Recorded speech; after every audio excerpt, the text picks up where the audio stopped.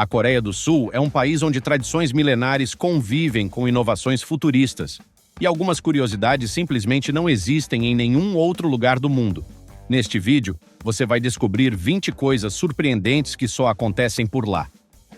Número 20. Dia dos Namorados na Coreia do Sul. Na maior parte do mundo, o Dia dos Namorados, celebrado em 14 de fevereiro, costuma ser aquele momento romântico cheio de flores, chocolates, jantares e declarações de amor. Nos Estados Unidos, por exemplo, o padrão é que ambos os parceiros troquem presentes nessa data. Mas na Coreia do Sul, como em tantas outras coisas, essa tradição ganhou uma reinterpretação totalmente original e culturalmente rica. Lá, o Valentine's Day não é uma simples comemoração de um único dia. Na verdade, é apenas o início de uma sequência de datas dedicadas ao romance, chamadas de Dias do Amor. E tudo começa com as mulheres. No dia 14 de fevereiro, são elas que presenteiam os homens com chocolates, como forma de demonstrar carinho, afeto ou interesse amoroso. Mas, diferente de um simples gesto simbólico, o presente costuma ser cuidadosamente planejado e muitas vezes envolve até mesmo um cálculo estratégico. Porque um mês depois, no dia 14 de março, chega o famoso White Day. Nesse dia, é a vez dos homens retribuírem o presente, e há uma regra clara chamada Regra do 3. O presente dado pelo homem deve valer 3 vezes mais do que o que ele recebeu no mês anterior. Pode parecer um gesto super romântico, mas na prática é também um movimento de mercado engenhoso, criado e alimentado pela indústria de presentes e doces, que viu a chance de estender os lucros de uma data para 2 ou mais. O tipo e o valor do presente oferecido pelo homem são interpretados como sinais do estado do relacionamento. Se ele não der nenhum presente, é sinal de desinteresse. Se o presente tiver o mesmo valor do que o recebido, é considerado um indicativo de que o romance não vai adiante. Mas se o homem gastar mais, 3 vezes mais, é um sinal verde para o futuro do casal. Além dessas 2 datas, o calendário do amor na Coreia tem ainda muitas outras datas temáticas. No dia 14 de junho, por exemplo, celebra-se o Kiss Day, dedicado a beijos românticos. E no dia 14 de dezembro, o Hug Day, reservado para abraços. Já no dia 14 de abril é comemorado o Black Day, voltado aos solteiros que não receberam presentes nos meses anteriores. Nesse dia, eles se reúnem para comer um prato tradicional chamado jajangmyeon, macarrão com molho de feijão preto. É uma espécie de solidariedade romântica entre os que ainda não encontraram um par. Na Coreia do Sul, o amor não tem apenas uma data marcada. Ele é celebrado mês a mês, com códigos e significados que misturam romantismo, tradição e um toque comercial. Número 19. A escassez de lixeiras nas ruas da Coreia do Sul. Na Coreia do Sul, existe uma relação muito séria com a limpeza dos espaços públicos, especialmente nas grandes cidades como Seul. A cultura local valoriza profundamente o ambiente limpo, e isso é refletido na forma como as ruas, calçadas e praças são cuidadas. Mas aqui entra um detalhe curioso. Apesar desse cuidado extremo com a limpeza, é surpreendentemente difícil encontrar lixeiras públicas espalhadas pela cidade. Isso acontece por causa de uma decisão tomada pelas autoridades locais. Muitas lixeiras foram removidas intencionalmente das vias públicas, como uma estratégia para combater um problema específico. Algumas pessoas estavam utilizando essas lixeiras públicas para descartar lixo residencial, em vez de pagar pelo sistema oficial de coleta de lixo doméstico, que exige a compra de sacos de lixo padronizados e taxados. Para impedir esse comportamento, milhares de lixeiras foram retiradas, criando uma realidade onde o ato de simplesmente jogar fora uma embalagem ou um guardanapo se tornou um desafio urbano. O curioso é que, apesar dessa dificuldade, a cidade continua extremamente limpa. Isso se deve à forte consciência cívica da população, que está acostumada a carregar seu próprio lixo até encontrar um local apropriado para descartá-lo. Existem alguns pontos estratégicos onde as lixeiras ainda estão disponíveis. Em estações de metrô, por exemplo, é comum encontrar grandes contêineres para dar conta da grande movimentação de pessoas. Em banheiros públicos, geralmente há recipientes menores. Já nas lojas de conveniência, clientes que consomem alimentos no local costumam ter acesso a lixeiras internas. Mas se você comprou algo na rua, como um lanche ou uma bebida, e não encontrou onde jogar a embalagem fora, é bem provável que tenha que guardá-la na bolsa ou no bolso até voltar para casa, ou até passar por um dos raros pontos de descarte. Essa prática se tornou parte do cotidiano urbano sul-coreano, uma combinação de responsabilidade individual com políticas públicas de controle de resíduos. Número 18. O tipo sanguíneo como traço de personalidade na Coreia do Sul. Na maioria dos países, saber o tipo sanguíneo de alguém tem uma finalidade muito clara: casos médicos e emergências. Mas na Coreia do Sul, essa informação vai além da medicina. Ela é usada como um indicativo da personalidade da pessoa. A crença popular associa os diferentes tipos sanguíneos a características comportamentais, quase como acontece com os signos do zodíaco em outras culturas. Essa ideia, que muitos consideram uma superstição moderna, é levada a sério por uma parcela significativa da população. E não se trata de algo obscuro ou esotérico. Em entrevistas de emprego, encontros amorosos e até em perfis de celebridades, o tipo sanguíneo costuma aparecer como informação relevante. Funciona assim: pessoas com sangue tipo A são vistas como organizadas, responsáveis, reservadas e sensíveis. Tendem a ser perfeccionistas e valorizam a harmonia. Acredita-se que seu par ideal seja alguém do tipo O, que é descrito como extrovertido, seguro de si, generoso e com habilidades naturais de liderança, embora às vezes possa ser arrogante. Quem possui o tipo sanguíneo B é percebido como criativo, otimista e expressivo, mas também pode ser impulsivo e egoísta. Dizem que os melhores pares para pessoas tipo B são outras pessoas do mesmo tipo por causa da compreensão mútua. Já os do tipo AB são considerados os mais complexos, racionais, intelectuais e talentosos, porém críticos, excêntricos e difíceis de ler. Seu par ideal, segundo essa crença, também é AB. Esse sistema de personalidade baseado no sangue pode soar estranho, ou até engraçado para quem está acostumado a outros métodos de autoconhecimento, mas é um tema comum em conversas cotidianas na Coreia. Em vez de perguntar qual é o seu signo, o mais provável é que alguém pergunte: qual é o seu tipo sanguíneo? Número 17. Comer polvo vivo. Uma ousadia culinária sul-coreana. Se você estiver viajando pela Coreia do Sul e quiser viver uma experiência gastronômica radical, talvez se depare com o prato conhecido como sanakji. Nada mais, nada menos do que polvo vivo. Sim, isso mesmo. Esse prato consiste em servir o polvo ainda em movimento, geralmente cortado em pequenos pedaços com os tentáculos ainda se contraindo no prato. É um prato que atrai tanto curiosos quanto locais, e seu consumo está associado a coragem e espírito aventureiro. No entanto, não se trata apenas de comer algo exótico. É preciso atenção e cuidado.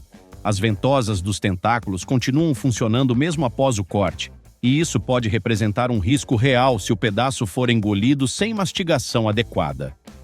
Há registros de pessoas que passaram mal ao tentar engolir o polvo inteiro, justamente por não prestarem atenção ao risco de engasgo.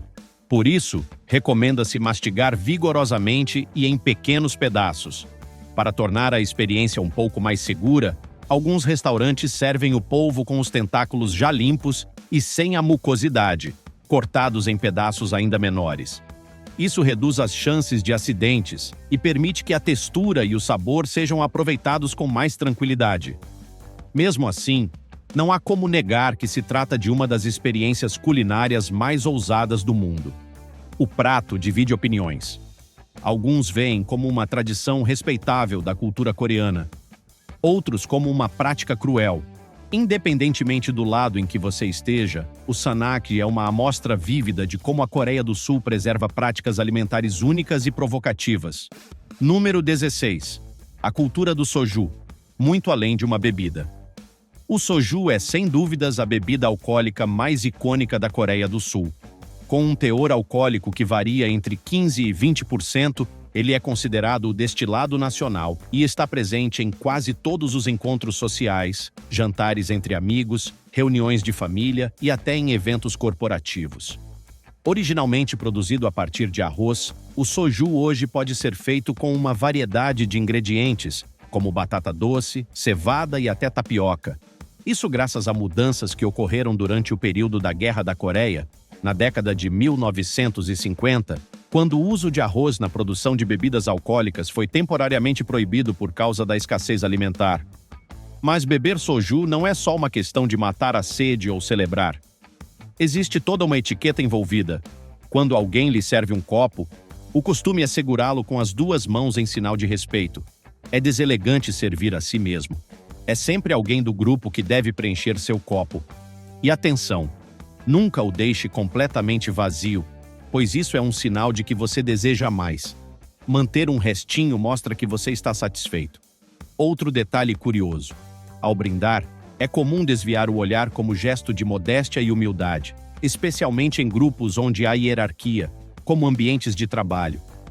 O soju também é conhecido por sua capacidade de quebrar o gelo. Até as pessoas mais reservadas tendem a se soltar após algumas doses. E como a bebida é extremamente acessível, em muitos lugares, custa menos que uma garrafa d'água ocidental, é fácil entender por que ela está presente em todos os cantos. Depois de uma noite de excessos, os coreanos contam com suas próprias receitas para curar a ressaca. Há sopas específicas para o dia seguinte e até sorvetes de grapefruit com supostos efeitos milagrosos. Assim, o soju não é apenas uma bebida alcoólica, é um elo cultural que conecta pessoas, momentos e tradições. Número 15.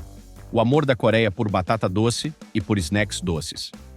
Batata doce é coisa séria na Coreia do Sul. Durante o inverno, é comum ver vendedores de rua assando batatas doces inteiras, com casca, servindo-as quentinhas embrulhadas num jornal para manter o calor. Elas são tão comuns quanto os carrinhos de cachorro-quente nas cidades americanas. Mas o amor por batata doce vai muito além da versão assada. Essa raiz aparece em doces, bebidas à base de iogurte, lattes de batata doce, bolos, até pizzas ou macarrões, praticamente invadindo cada canto da culinária local. Para muitos, é vista também como uma opção saudável, algo que desperta entusiasmo por parte de quem busca boa alimentação. E não para por aí. Outro grande sucesso entre snacks é o Honey Butter Chips. Batatas fritas cobertas com manteiga cremosa e mel, absolutamente irresistíveis. A febre é tamanha que, por vezes, nas lojas esgotam em instantes. Há quem pague preços absurdos online para garantir um pacote. Isso dá uma ideia de quanto esses quitutes são idolatrados por lá. Número 14. Duas idades diferentes ao nascer. Na Coreia do Sul, a contagem da idade funciona de forma diferente do que usamos na maior parte do mundo. Ao nascer, o bebê já é considerado com 1 ano de idade, porque, teoricamente, ele já viveu aproximadamente 9 meses no ventre da mãe. E tem mais. No primeiro dia do ano seguinte, todo mundo faz aniversário.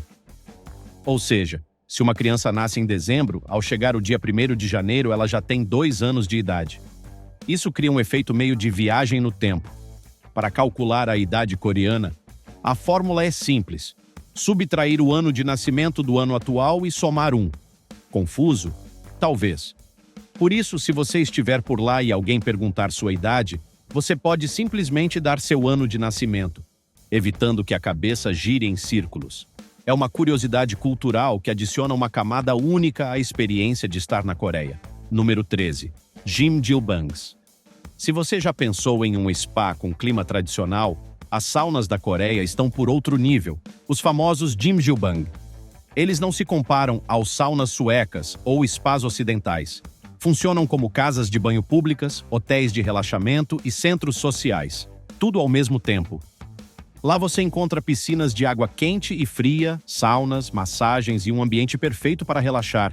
Famílias, casais e amigos vão juntos para descansar e renovar as energias. A crença popular sugere que frequentar um Jjimjilbang faz bem à saúde, melhora a circulação e até auxilia no controle de peso. Como a higiene é levada a sério, os ambientes são separados por gênero, homens de um lado, mulheres de outro. E antes de entrar nas piscinas, todos precisam tomar um bom banho. Há funcionários que até dão uma esfolada profissional para garantir que todos saiam limpos. Depois disso, há áreas para dormir ou cochilar, um verdadeiro ritual de purificação e descanso. Uma experiência e tanto.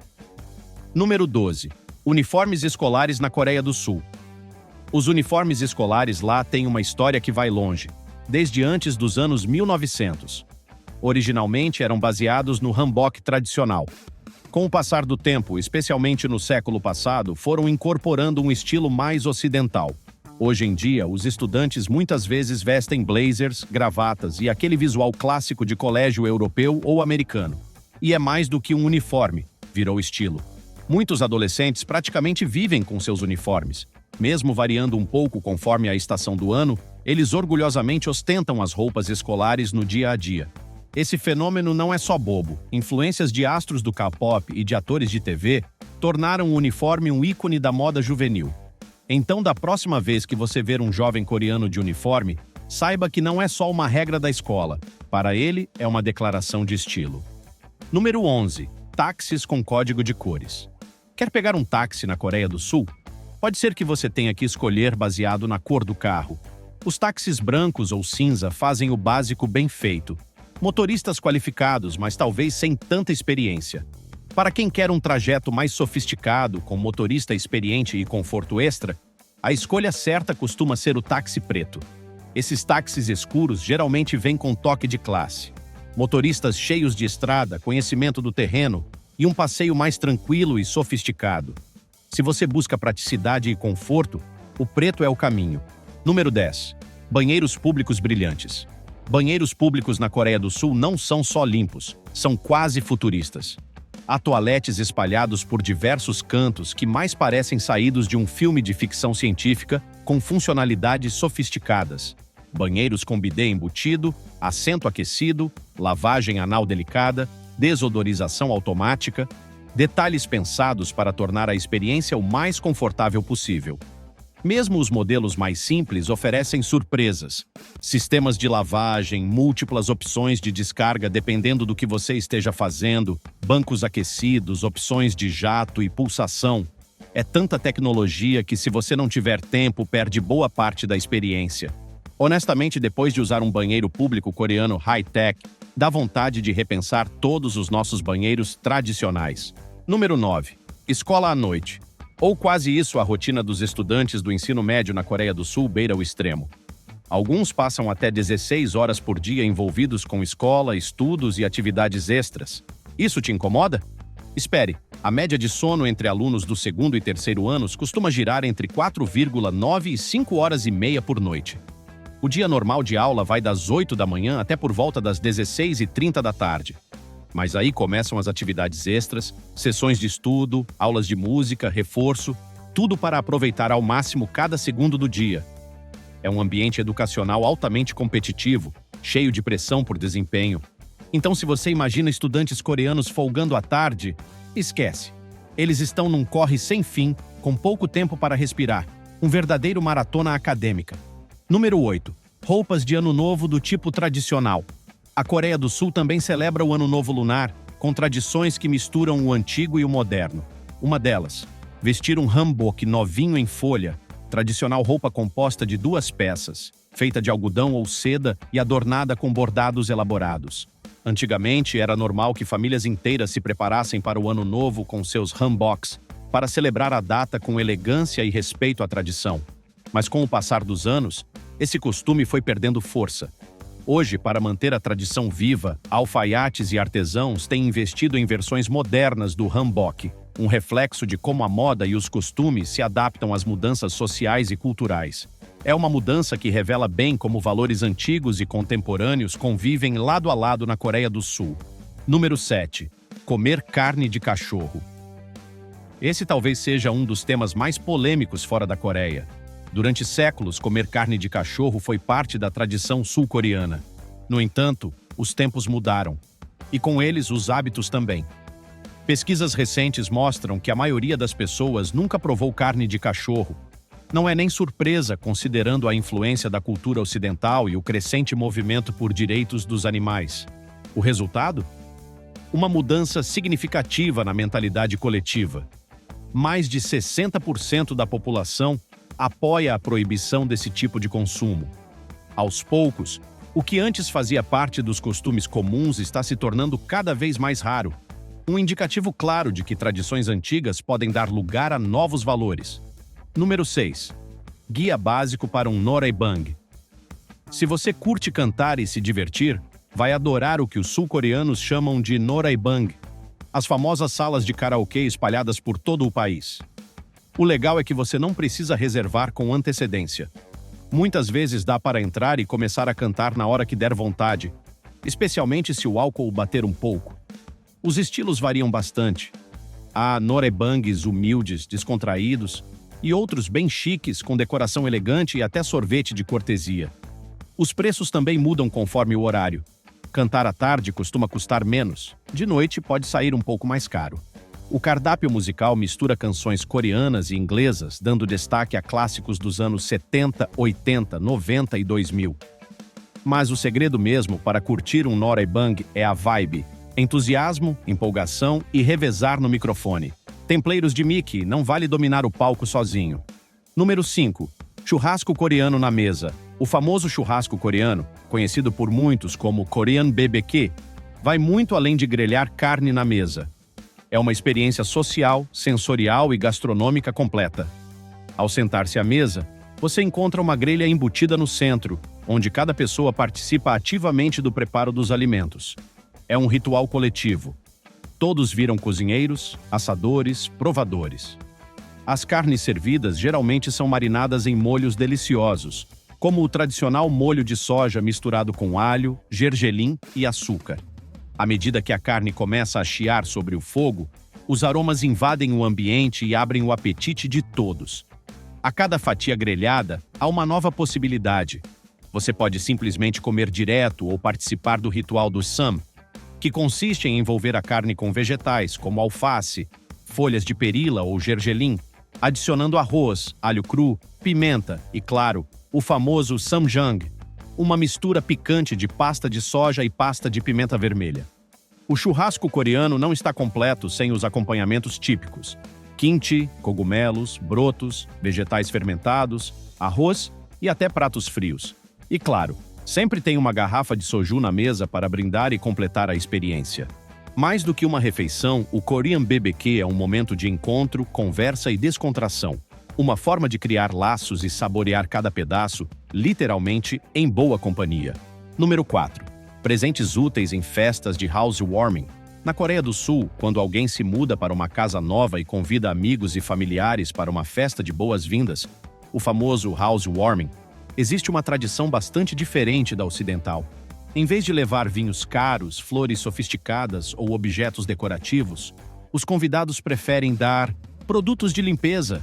Sim, é comum e totalmente aceitável que os presentes sejam detergentes, esponjas, papel higiênico, sabonetes, sabão em pó e outros itens de uso diário. E o mais curioso é que ninguém acha isso estranho. Pelo contrário, esse tipo de presente é valorizado por ser útil, funcional e imediatamente necessário para o dia a dia de quem acabou de se mudar.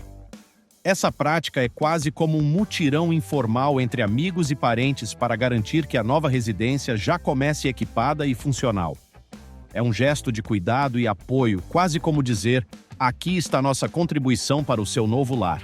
Em alguns casos, os anfitriões nem precisam comprar produtos de limpeza ou papel higiênico pelos próximos meses, pois já estão abastecidos com as doações dos convidados.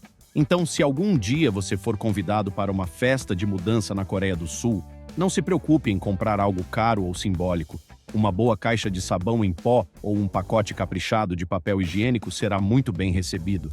E ainda vai mostrar que você entende e respeita os costumes locais. Número 3. Casais com roupas combinando. Você pode achar uma graça ou morrer de vergonha alheia. Mas uma coisa é certa: os casais que usam roupas combinando são uma cena comum nas ruas da Coreia do Sul. E não estamos falando de um par de camisetas iguais por acaso. É uma prática deliberada, planejada, quase cerimonial entre os pombinhos. Essa tradição, na verdade, tem raízes antigas. No passado, casais recém-casados usavam trajes específicos, como ternos para os homens e hanbok para as mulheres, para deixar bem claro ao mundo que estavam casados e apaixonados. Hoje, esse costume evoluiu para algo mais fashionista e moderno, mas o simbolismo continua o mesmo: mostrar ao mundo que são um casal unido. Hoje em dia, você verá casais usando roupas com o mesmo padrão de cores, os mesmos cortes, os mesmos acessórios e, às vezes, até sapatos iguais. Eles montam looks inteiros pensando nessa harmonia visual. Para alguns, é uma maneira fofa de expressar carinho e proximidade. Para outros, pode parecer exagerado ou forçado. Mas no contexto sul-coreano, é uma forma culturalmente aceita e até incentivada de demonstrar compromisso e conexão emocional. Essa tendência também se tornou uma estratégia de marketing eficaz. Marcas e lojas apostam pesado em coleções para casais, vendendo conjuntos ele e ela, e aproveitando o romantismo fashion da juventude coreana.